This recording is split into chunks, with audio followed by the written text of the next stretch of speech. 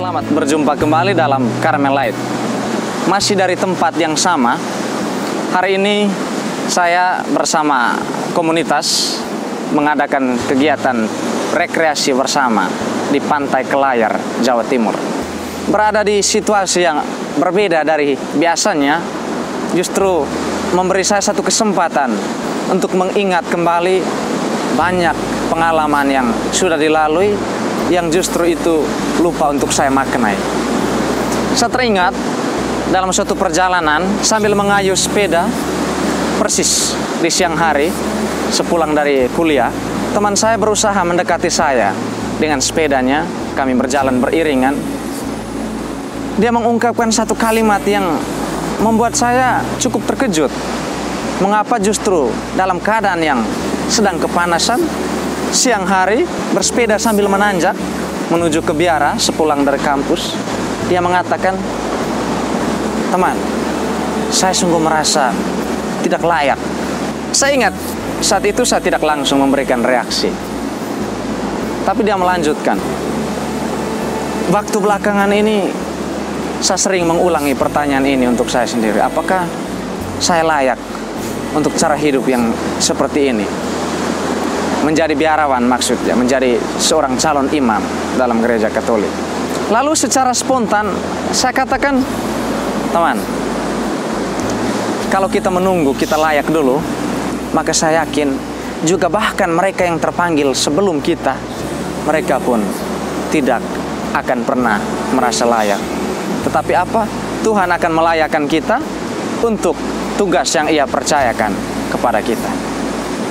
Saya tidak tahu apakah itu cukup menenangkan hatinya saat itu, tetapi setelahnya dia tidak lagi bertanya. Kami melanjutkan perjalanan pulang sejauh 4 km dengan situasi jalan yang agak menanjak.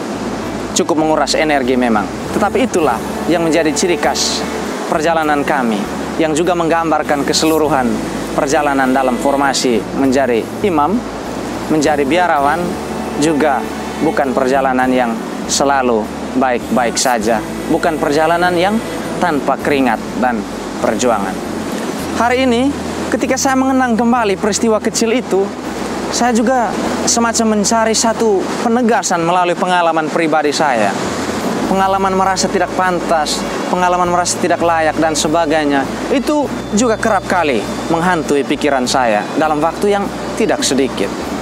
Kemudian hari ini, sambil diiringi deburan ombak, saya mulai bertanya, kira-kira apa yang sebenarnya Tuhan inginkan dengan hidup saya?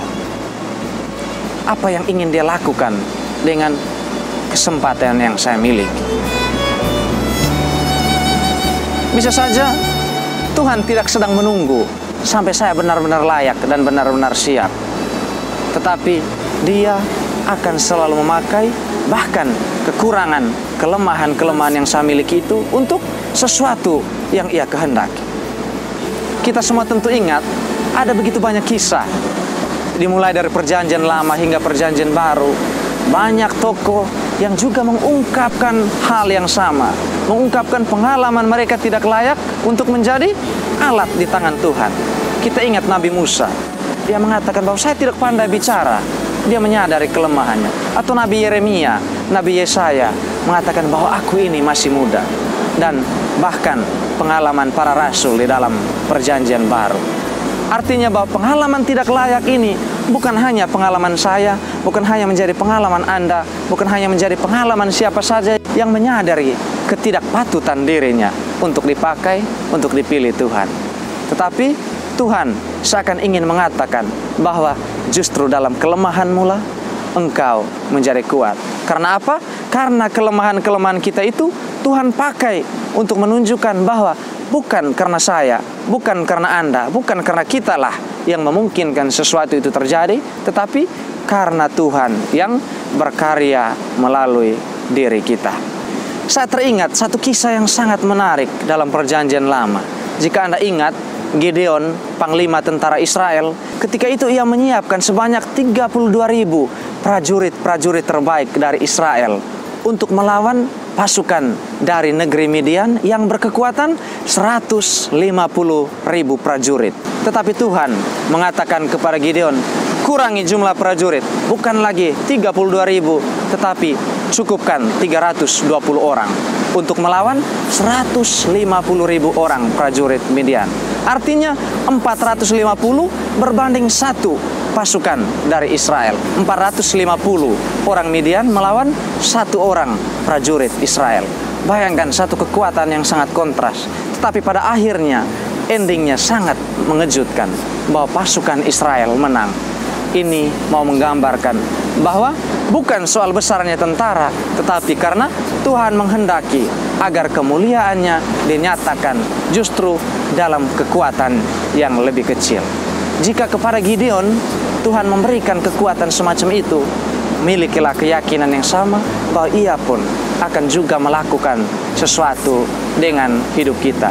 Bukan kekuatan-kekuatan kita, bukan kemampuan-kemampuan kita, bukan pula kehebatan dan keunggulan kita, tetapi justru dalam kelemahan kitalah Tuhan ingin menyatakan bahwa yang berkarya, yang bekerja, yang memungkinkan segalanya terjadi bukan diri kita, tetapi Tuhan sendiri.